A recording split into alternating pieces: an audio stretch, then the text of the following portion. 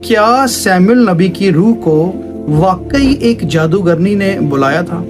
और क्या उसके जादू में इतनी कुव्वत ताकत थी कि वो खुदा के नबी की रूह को बुला सके? ये वाकया हमें मिलता है पहले सैमुअल और 28 बाब में। और यहाँ पर क्या होता है कि वो औरत है जो जिन्नात से आशना है और साउल बादशाह उसके पास पहुंचते हैं क्योंकि वो बड़े ही मुसीबत में फंसे हुए, जंग फलस्तियों की सर पर है और खुदा उनको कोई जवाब नहीं दे रहा। तो अपने मुलाजमों को कहते हैं कि मुझे किसी जिन्नात की आशना कोई भी हो तो मुझे उसके पास ले चलो। और ये औरत उनको मिलती है, मुलाजम उसके मिलवाते हैं और वो भेस बदल कर जाते हैं उसके पास, क्योंकि उन्होंने इसराइल से तमाम जिन्नात के आशना जादूगरों को उन्होंने निकाल दिया था। सो ये उनकी मदद हरगिज ना करती अगर ये पता होता उसको कि साउल बादशाह जो है वो आ रहे हैं, तो वो भेस बदल कर जाता है। और आगे क्या होता है कि साउल उसको कहते हैं कि मेरे लिए सैमुअल को बुला दें।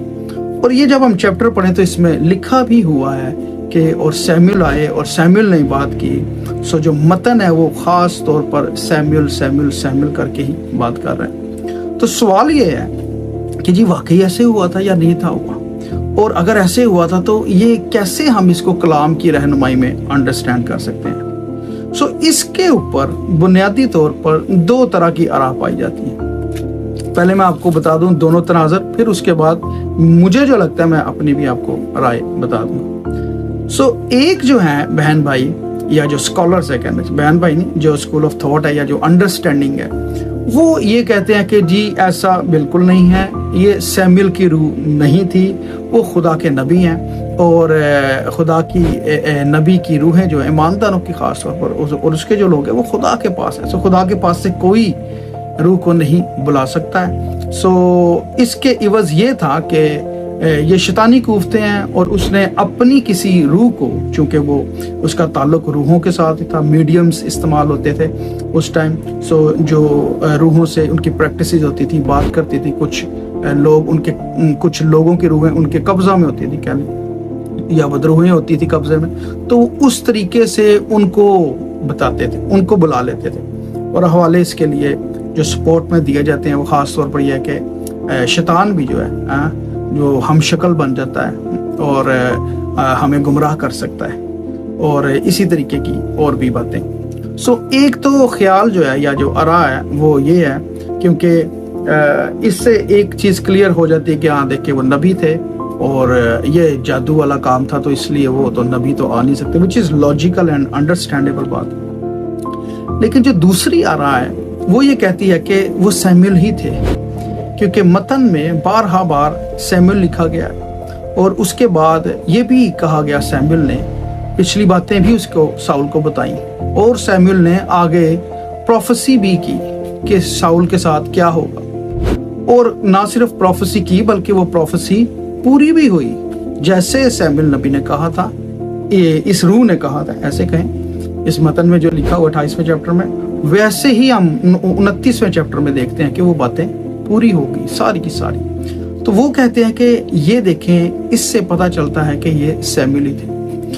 लेकिन एक जो सबसे बड़ा सवाल खड़ा होता है वो ये खड़ा होता है कि कैसे जादूगरनी ने फिर बुला लिया सैमुअल की रूह को, अगर हम इस दूसरी आरा को मान लें। तो इसका जवाब मेरे बहनों भाइयों, मुझे जो अभी तक बात समझ आई है या जो असल बात है मेरे हिसाब से, वो ये जो दूसरी आरा है ना, ये बड़ी ठोस है, इसके एविडेंस और इसका वेटेज जो है ना वो बहुत भारी है। क्योंकि सबसे पहले जैसे ही साउल ने उसको बोला है ना कि मेरे लिए सैमुअल को ऊपर बुलवा दे, तो वहां पर कुछ नहीं लिखा हुआ कि जी उसने कुछ किया है, कोई जैसे फाल खोलते हैं या जादू टूना करते हैं, मतन में ऐसी कोई बात नहीं है। और अचानक ही ये हुआ है, अगली आयत ये बताती है कि और उसने जो था सैमुअल को ऊपर आते देखा और वो चिल्लाई, ये लिखा हुआ है। यानी कि वो जो जादूगर नहीं है, अगर उसने अपने अमल से किसी भी रूह को बुलाया होगा तो वो उससे उसको डरना नहीं चाहिए, उसको ऐसा रिएक्ट नहीं करना चाहिए, बल्कि उसने उसको सही तरीके से पहचाना भी नहीं। और उसने फिर साउल को भी साथ ही पहचान ली, उसी आयत में लिखा उसने साउल को भी पहचाना और उसने साउल से कहा कि तूने मेरे साथ धोखा किया। तो लेकिन साउल ने उसको आगे कहा कि तू क्या देखती है? तो उसने कहा एक देवता है जो जमीन से ऊपर की तरफ आ रहा है और उसने जुब्बा पहना हुआ है। तो साउल कहते हैं कि ये सैमुअल है। और फिर उसके बाद जितनी बातचीत लिखी हुई है वो सैमुअल ने हम कलाम हुआ कहले, और सैमुअल ने साउल के साथ बात की है। तो अभी तक जो बात एक बहुत ठोस सबूत दिखाई दे रहा है कि कहीं पर यह नहीं लिखा कि उस जादूगरनी ने अपने जादू से उसको बुलाया या किसी रूह को बुलाया या सैमुअल को बुलाया, बल्कि उसने एकदम सैमुअल को देखा और वो चलाई, जिससे साफ पता चलता है कि ये उसके इल्म या उसके जादू से कुछ नहीं हो रहा, बल्कि ये खुदा का काम है कि वो चाह रहा था। खुदा ने कह लें कि साउल के लिए सैमुअल को भेजा, खुदा ने अलाउ किया। ये एक इलाही काम हुआ है खुदा की तरफ से, इसमें जादूगरनी का कोई अमल दखल नहीं है। दूसरा जो ठोस एविडेंस है वो ये है कि जब खुदा का नबी कोई नबूवत करता है तो वो पूरी होती है, ठीक है जी। और वो ना सिर्फ पूरी होती है, खुदा ने कहा है कि नबी की पहचान ये है कि जब वो नबूवत करे तो वो पूरी हो, और अगर वो पूरी नहीं होती तो वो झूठा नबी है। और एक और बात ये थी कि अगर कोई नबी नबूवत करता है वो पूरी हो भी जाती है, लेकिन अगर वो ये कहता है कि तुम किसी और माबूद के पास जाओ, उसकी इबादत करो, तो वो झूठा नबी है। तो ये दो जो स्टैंडर्ड थे पुराने अहदनामे में मूसा को और खुदा ने आगे बताए थे कि झूठे नबियों की पहचान के ये स्टैंडर्ड है। उस स्टैंडर्ड को जब हम यहाँ पर अप्लाई करते हैं तो जो सैमुअल ने प्रोफेसी की है वो एग्जैक्टली पूरी है। उसने ये कहा था कि तू और तेरे बेटे भी जो है ना कल हलाक हो जाओगे और मेरे साथ हो, ठीक है जी। और उसने पिछली बातें भी उनको बताई। और अगले ही चैप्टर में हम देखते हैं कि फलस्ती जो है वो यूनतन को भी और उसके बाकी दो बच्चों को भी, तीनों बेटों को मार देते हैं और साउल भी हलाक होते हैं जलबुआ के मुकाम पर। और एग्जैक्टली जैसे सैमुअल ने कहा था वैसे तमाम बातें पूरी हैं। और ये जो है ये बड़ा ठोस सबूत लगता है इस वाक़े में। और मतन खास तौर पे जो ये इब्रानी में लिखा हुआ है ना, वो बार बार देखें, वो सैमुअल का वर्ड यूज कर रहा है।